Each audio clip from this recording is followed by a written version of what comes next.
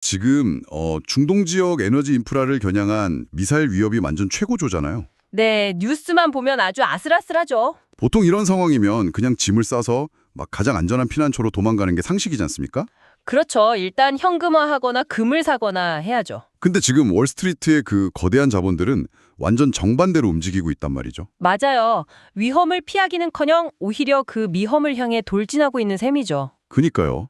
전쟁 공포는 아예 무시한 채로 대형 기술주를 막 쓸어 담고 있고 또 비트코인에 천문학적인 돈을 쏟아붓거든요. 심지어 전통적인 안전자산인 금은 쳐다보지도 않으면서 말입니다. 네. 그래서 오늘 우리는 이 방대한 2026년 4월 7일자 장마감 리포트를 딱 펴놓고 도대체 왜 시장에 똑똑한 돈들이 이토록 청와에 베팅하고 있는지 파헤쳐보려고 합니다. 아니면 그저 폭탄이 터지기 직전에 아주 아슬아슬한 의자 뺏기 게임을 하고 있는 것일 수도 있고요. 아, 의자 뺏기 게임? 무섭네요. 여러분, 오늘 시장의 수치들은 단순히 오르고 내린 게 아닙니다.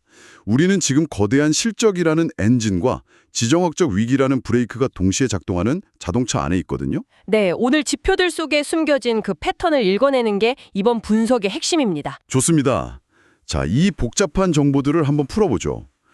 첫 번째 단서로 우리가 가장 뼈저리게 체감하고 있는 국내 증시부터 좀 뜯어볼까요? 네, 리포트에 나온 코스피와 코스닥 수치를 보면 정말 기이하다는 말이 절로 나옵니다. 맞아요. 그 이른바 디커플링 현상.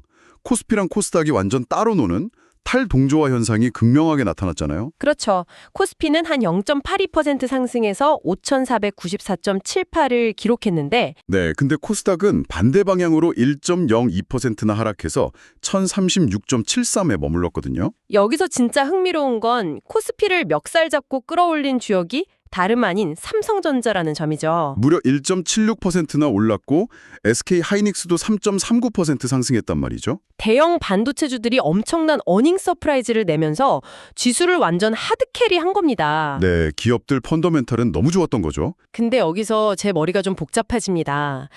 이렇게 실적이 폭발적으로 좋게 나왔는데 정작 외국인 투자자들은 오늘 하루에만 무려 273만 3천 주를 순매도했단 말이에요. 대규모로 팔아치운 거죠. 그러니까 파티 주최자가 역대급 뷔페를 쫙 차렸는데 가장 돈 많은 큰 손님들이 아우 시끄러워 하면서 짐 싸서 나가버린 거잖아요. 이거 도대체 왜 이러는 걸까요? 비유가 아주 찰떡이네요. 파티 음식이 아무리 훌륭해도 그 파티가 열리고 있는 건물의 지반 자체가 막 흔들린다면 일단 밖으로 나가는 게 합리적인 생존 전략이겠죠? 아, 건물이 흔들린다. 네, 외국인 투자자들의 이 대규모 매도세는 한국 기업들의 기초 체력, 즉 펀더멘털을 의심해서가 아닙니다. 그럼 뭐 때문이죠? 실적이 이렇게 좋은데? 그들의 매도 버튼을 강제로 누르게 만든 건 다름 아닌 대외무역협상 데드라인이라는 아주 거대한 외부 변수입니다. 외부 변수요? 네, 글로벌 자본을 굴리는 거대 기관들의 시스템 알고리즘을 한번 생각해 보세요. 이들은 개별 기업의 실적도 당연히 분석하지만 하지만 지정학적 리스크 지수가 어느 선을 넘어가면 바로 그겁니다. 특정 임계치를 넘어가면 자동으로 신흥국 시장, 특히 한국처럼 수출 의존도가 높은 시장에서는 비중을 축소하도록 룰이 아예 세팅되어 있는 거거든요. 잠깐만요.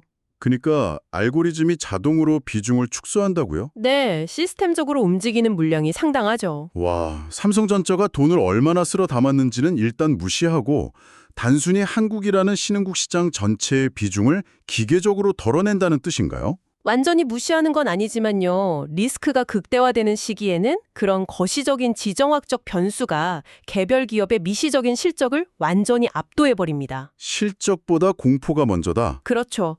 원화 같은 비기축통화 자산을 들고 있다가 만약에 미국과 중동의 무역 갈등이나 군사적 긴장이 통제불능으로 치닫게 되면 어떻게 될까요?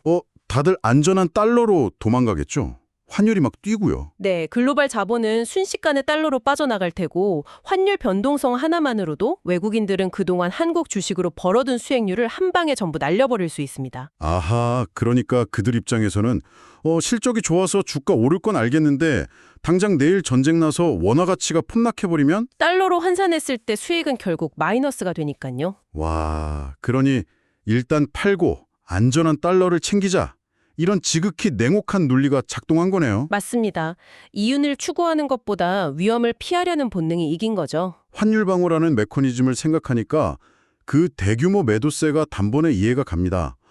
근데요, 여기서 두 번째 단서로 넘어가면 상황이 뭔가 앞뒤가 안 맞기 시작해요. 미국 증시 말씀이시죠? 네, 한국 시장에서는 그렇게 지정학적 리스크 무섭다고 도망친 외국인들이 정작 바다 건너 미국 시장에서는 완전 딴판이거든요. 아주 상반된 모습을 보여주고 있죠. 미국 시장은 오히려 올랐잖아요.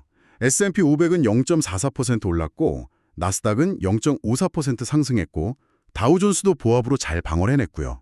일본이나 대만 같은 다른 아시아 증시도 미국 따라서 동반 상승했거든요. 리포트를 보면 그 미국 증시 상승의 주된 이유로 막 미국 이란 전쟁의 휴전 연장 기대감, 이란 에너지 인프라 타격 회피 가능성, 그리고 트럼프 대통령의 최후 통첩 데드라인 이런 게 거론되고 있어요. 네, 지정학적 이슈들이 시장을 쥐락펴락하고 있죠. 여기서 우리 청취자 여러분께 잠깐 확실히 해둘 점이 있습니다. 여러분, 우리는 지금 미국이나 중동의 정치적 갈등에 대해서 뭐 누가 옳고 그른지 도덕적, 정치적 판단을 내리려는 게 절대 아닙니다. 네, 저희는 철저하게 중립적인 입장에서 시장만 분석합니다. 맞습니다. 오직 이런 정치나 외교적 이벤트가 철저하게 자본의 흐름과 투자자들의 심리를 어떻게 조종하고 있는가, 이 객관적인 사실에만 집중할 거니까 오해 없으시길 바랍니다. 아주 중요한 포인트입니다. 금융시장의 자본은 이념이나 도덕성을 따지지 않거든요. 철저하게 향후 수익이 날 확률만을 계산해서 움직이니까요. 확률 계산이라. 근데 그 확률 계산이라는 게 제 눈에는 그냥 시한폭탄 안고 불 속으로 뛰어드는 것처럼 위험해 보이거든요. 겉보기엔 그럴 수 있죠. 리포트를 읽다 보면 뉴욕 증시는 지금 이란 에너지 인프라 타격을 피할 수 있을 거라는 그 엄청 낙관적인 휴전 시나리오에 거의 모든 돈을 걸고 있다고 나와요. 네, 이른바 평화에 베팅을 한 거죠. 근데 동시에 리포트 한 구석에서는 만약 이 협상에 불발되면 지수 선물이 문자 그대로 수직 낙하할 수 있다는 섬뜩한 경고도 있단 말이죠. 완전 사르름판이죠. 이 상승분, 모래성처럼 와르르 무너지는 거 아닌가요? 이게 어떻게 합리적인 투자가 될 수 있죠? 겉으로 보면 진짜 도박장처럼 보일 수밖에 없습니다. 근데 월스트리트의 이런 비이성적으로 보이는 움직임을 제대로 이해하려면 시장의 가장 강력한 속성을 아셔야 해요. 그게 뭔데요? 바로 선반영 메커니즘입니다. 아, 프라이싱인. 미리 당겨서 가격에 반영한다는 거? 네. 금융시장은 현재 일어난 과거의 사실을 거래하는 게 아니라 앞으로 일어날 일의 확률을 가격에 미리 매겨서 땡겼습니다. 지금 기관 투자자들은 전쟁이라는 최악의 시나리오보다는 파국 직전에 극적인 타협이 이뤄질 거다. 이 시나리오의 확률을 한 70에서 80%로 훨씬 높게 잡고 공격적으로 매수 버튼을 누르고 있는 거예요. 아니 근데 확률이 높다고 해서 무조건 그 일이 일어나는 건 아니잖아요. 만약에 재수없게 그 20% 확률로 최악의 시나리오가 진짜 터져버리면 어떻게 되나요?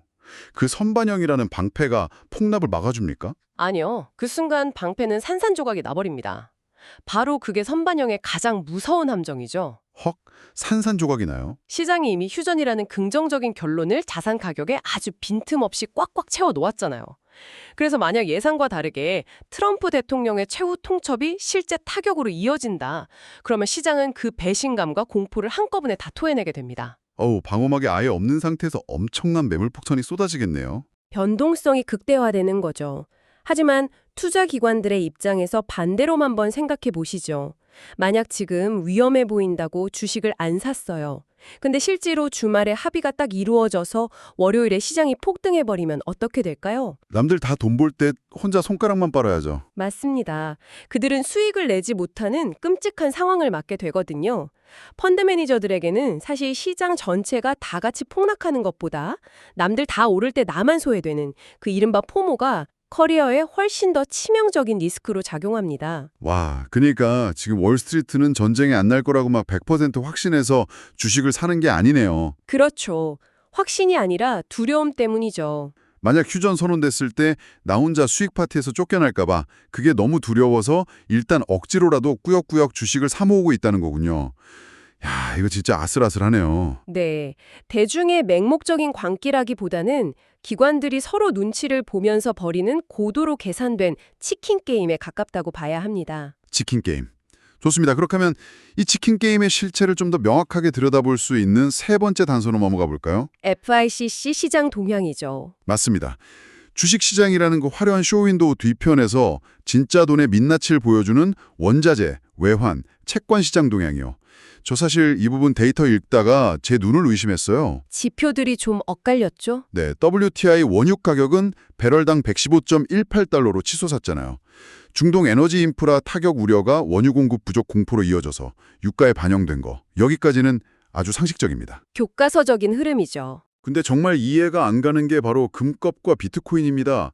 보통 미사일 날아다니고 전쟁 날 것 같으면 사람들 묻지도 따지지도 않고 금괴부터 사 모으지 않습니까? 당연히 금이 최고의 안전자산이니까요. 근데 현재 금값은 온스당 가격 기준으로 환산했을 때 사실상 거의 보합세에 머물면서 고작 18달러? 그러니까 진짜 찔끔 오르는데 그쳤거든요. 금치고는 너무 조용했죠. 반면에 비트코인은 ETF 순유입 막 들어보면서 무려 1240달러나 급등했어요. 엄청난 상승 랠리입니다. 특이하게도 저희 리포트의 어떤 특정 지수 기준으로는 금과 비트코인이 공교롭게도 동일하게 10만 3천 달러 선을 나란히 가리키고 있단 말이에요. 숫자가 똑같이 맞아떨어진 건 참 재미있는 해프닝이죠. 네, 우연이긴 한데 여기서 제 본질적인 질문은 이겁니다. 도대체 왜 금은 숨을 죽이고 있는데 비트코인만 폭등하고 있냐는 거죠.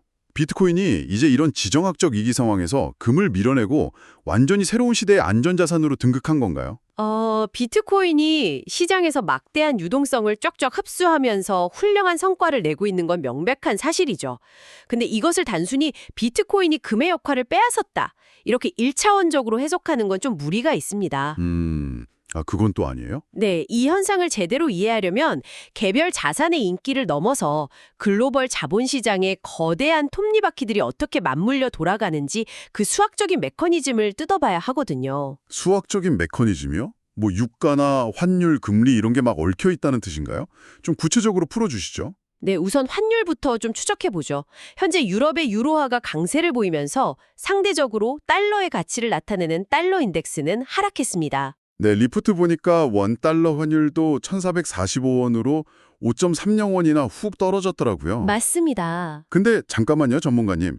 유로화가 강세인데 왜 달러가 약해지는 건가요?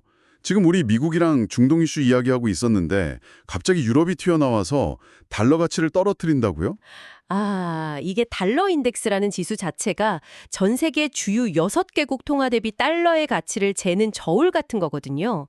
근데 그 저울 반대편에 있는 통화 중에 유로화가 차지하는 비중이 무려 60%에 달합니다. 아하, 유로화 비중이 엄청 크네요. 그렇죠. 즉, 유럽 중앙은행의 통화 정책 변화나 유럽 내의 자본 흐름 때문에 유로화 가치가 오르게 되면 마치 시소처럼 반대편에 있는 달러 가치는 기계적으로 똑 떨어지게 되어 있어요. 미국 경제의 기초 체력이 아무런 문제가 없어도 그냥 수학적으로 연동돼서 그렇게 된다는 거군요. 네, 맞습니다. 자, 그럼 여기서 이걸 금으로 한번 연결해 보겠습니다.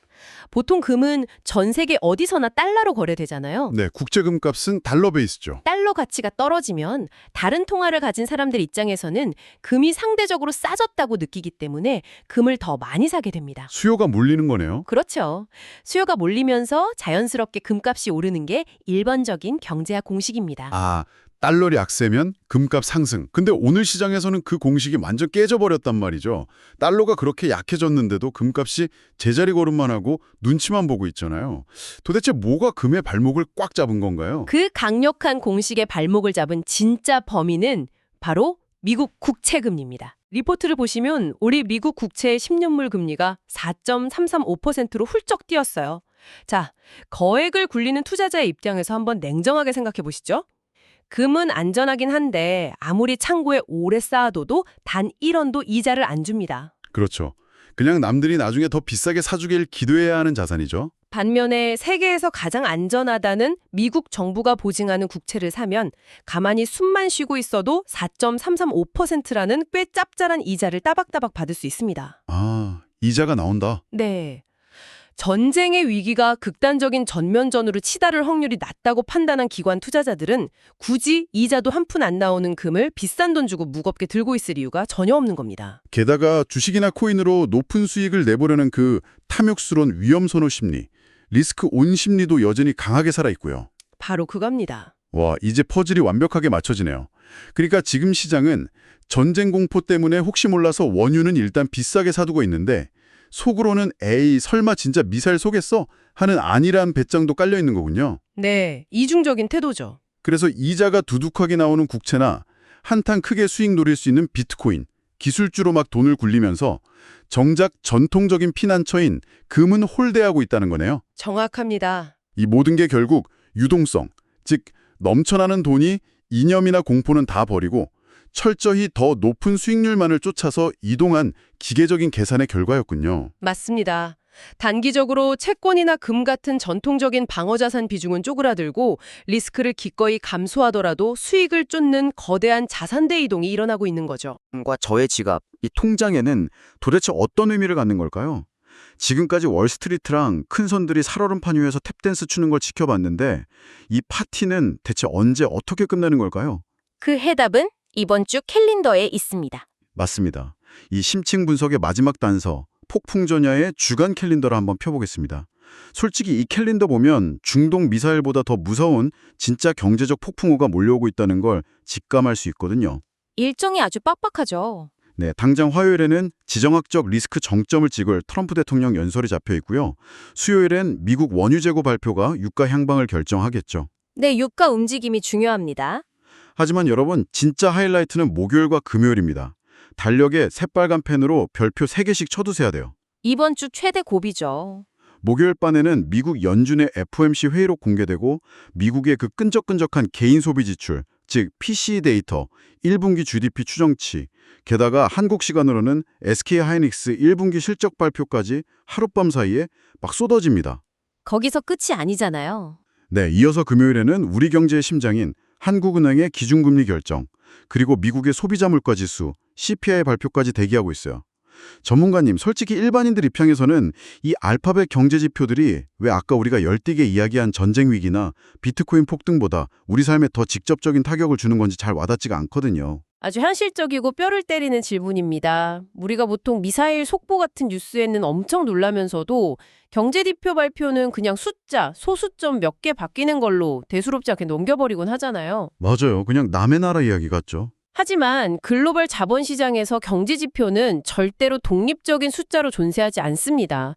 철저하게 인과관계로 묶인 아주 거대한 도미노 장치거든요. 아, 도미노 장치. 가장 무서운 도미노 시나리오를 하나 그려볼까요? 아까 WTI 원유 가격이 115달러로 급등했다고 분석했잖아요. 네, 기름가 엄청 올랐죠. 이 기름값이 오르면 당장 공장 돌리는 가동비용, 트럭 움직이는 물류비, 심지어 우리가 마트에서 사는 식료품 가격까지 연쇄적으로 다 오를 수밖에 없습니다. 물가가 싹 다 뛰는 거네요? 네, 이렇게 전방위로 높아진 물가 압력은 고스란히 목요일, 금요일에 발표될 미국의 PCE나 CPI 같은 인플레이션 지표를 시장 예상치보다 훨씬 더 높게 튕겨 올리게 됩니다.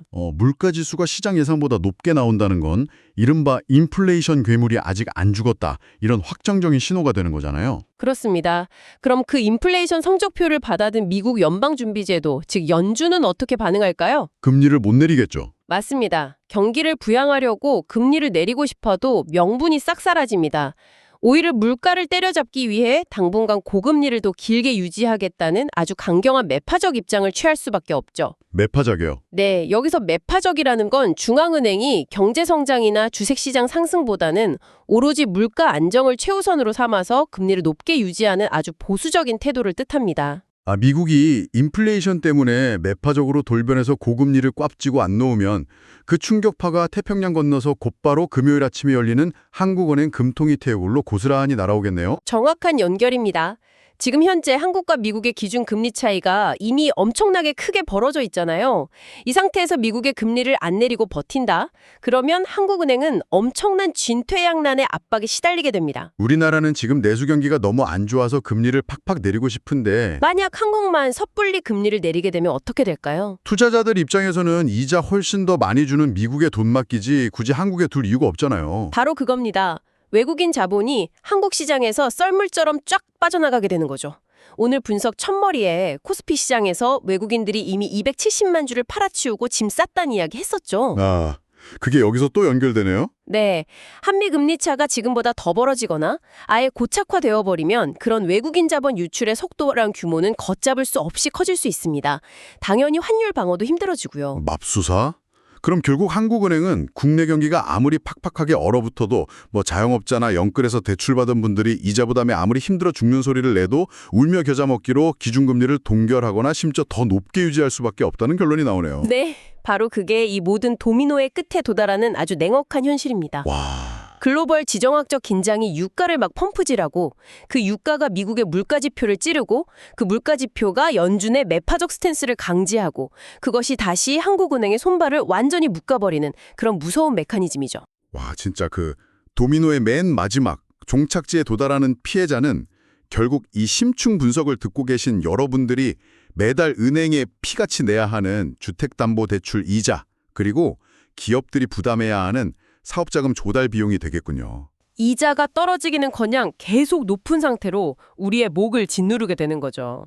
우리가 뉴스에서 막 뉴욕 증시 사상 최고치 경신했다, 중동의 휴전 기대감 돈다 이러면서 박수치고 좋아할 때가 아니었네요. 숲을 봐야 하는 이유입니다. 중동 사막의 미사일 소식부터 시작해서 뉴욕의 금값 수치, 그리고 결국 내 통장에서 빠져나가는 대출 이자 출금액까지 진짜 소름 돋을 정도로 모든 게 촘촘한 경제적 그물망처럼 엮여 있네요. 바로 그 지점이 오늘 분석의 가장 중요한 핵심입니다. 투자자들이 단순히 자극적인 정치적 헤드라인이나 일회성 군쟁 뉴스에 시선을 다 뺏겨서 도파민에 취해 있으면 안 되는 이유가 딱 여기에 있죠. 겉으로 보이는 뉴스가 전부가 아니니까요. 자본의 거대한 흐름은 그런 뉴스보다는 결국 돈의 값, 즉 금리와 인플레이션이라는 근본적인 물줄기에 의해서 좌우되기 때문입니다. 진짜 머리를 한 대 콱 맞은 것 같은 명쾌하고도 뼈를 때리는 통찰이네요. 자, 여러분, 오늘 우리가 돋보기로 함께 들여다본 2026 4월 7일의 글로벌 시장 지형도를 마지막으로 한번 싹 요약해 보겠습니다. 네, 정리해보죠. 오늘 자본시장은 삼성전자의 어닝 서프라이즈로 대표되는 아주 강력한 실적 호조의 엔진, 그리고 언제 돌변해서 시장을 마비시킬지 모르는 중동발 지정학적 리스크라는 브레이크 사이에서 기이할 정도로 위태로운 균형을 잡고 있습니다. 외국인들은 환율 리스크 무섭다고 한국 시장에서 몸을 사렸지만 정작 거대한 미국 자본이랑 암호화폐 시장은 평화로운 휴전 시나리오에 맹목적으로 돈을 걸면서 오히려 위험을 향해 가속 페달을 밟았잖아요. 아주 모순적인 모습이었죠. 네, 무엇보다 금리라는 현실적이고 차가운 수학 공식 앞에서는 전천후 안전자산이라 불리던 금마저 힘을 쓰지 못하고 있죠. 철저하게 계산된 유동성 장세가 눈앞에 펼쳐지고 있는 겁니다. 오늘 시장의 모습을 딱 한 장의 사진으로 표현하자면 위험을 한가득 안고 추는 위태로운 탭댄스라고 할 수 있겠습니다. 하지만 그 춤이 언제 끝날지 결정하는 배경음악은 결국 정치인들의 입이 아니라 이번 주에 쏟아질 경제 지표들이 만들어낸다는 점, 이걸 꼭 기억하셨으면 좋겠네요. 네, 맞습니다.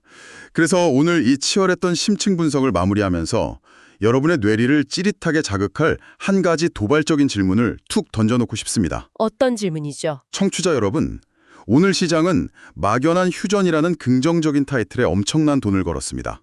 하지만 만약 내일 당장 미국과 이란이 극적인 정치적 타협을 이루어서 모두가 벌벌 떨며 걱정하던 지정학적 먼지가 말끔하게 걷히고 나면 과연 주식시장에 화려한 축포가 터질까요? 글쎄요, 그렇게 쉽게 갈까요? 어쩌면 전쟁의 그 요란한 굉음 뒤에 교묘하게 숨죽이고 가려져 있던 진짜 위협, 그러니까 목요일과 금요일에 연달아 발표될 그 끈적끈적한 인플레이션 수치들이 날카로운 이빨을 딱 드러내면서 우리를 덮칠 준비를 마친 건 아닐까요? 진짜 무서운 시나리오네요. 지정학적 위기는 지도자들의 하룻밤 정치적 서명으로 허무하게 끝날 수도 있습니다. 하지만 한번 경제구조 깊숙하게 뿌리내린 고물가와 고금리는 앞으로 몇 년 동안 여러분의 삶과 대출이자를 옥죄는 피할 수 없는 실체적인 공포거든요. 정말 뼈저리게 공감합니다. 결국 우리 시장의 진짜 시험대는 화려한 미사일 뉴스나 시끄러운 정치적 헤드라인이 아니라 쳐다보기도 싫은 저 무미건조한 물가 데이터, 숫자 몇 개 속에 숨어 있을지도 모릅니다. 아주 날카롭고 묵직한 화두입니다. 당장 눈앞에서 피어오르는 연기에 시선을 뺏기느라 정작 우리 발밑에서 조용히 타오르고 있는 인플레이션이라는 진짜 불꽃을 놓쳐서는 안 되겠죠. 맞습니다. 시청자 여러분, 스스로도 다가올 경제 지표들이 과연 어떤 뼈아픈 숫자를 가리킬지 예의주시해 보시길 권해드립니다. 네. 오늘 우리가 샅샅이 해독해드린 이 시장에 숨겨진 메커니즘들이 여러분의 투자 시야를 한층 더 넓혀주었기를 진심으로 바랍니다. 눈에 보이는 붉고 푸른 숫자에 취하지 마시고요. 그 숫자가 왜 그렇게 움직였는지, 그 이면에 어떤 자본의 탐욕이 숨어 있는지 끊임없이 스스로 질문을 던져보시길 바랍니다. 네, 항상 의심하고 분석하셔야 합니다. 오늘 심층 분석의 여정은 여기서 마칩니다. 목요일 밤 과연 인플레이션의 민낯이 어떻게 드러날지 기대와 긴장을 안고 함께 지켜보시죠. 지금까지 귀 기울여 주신 여러분 감사합니다. 네, 감사합니다.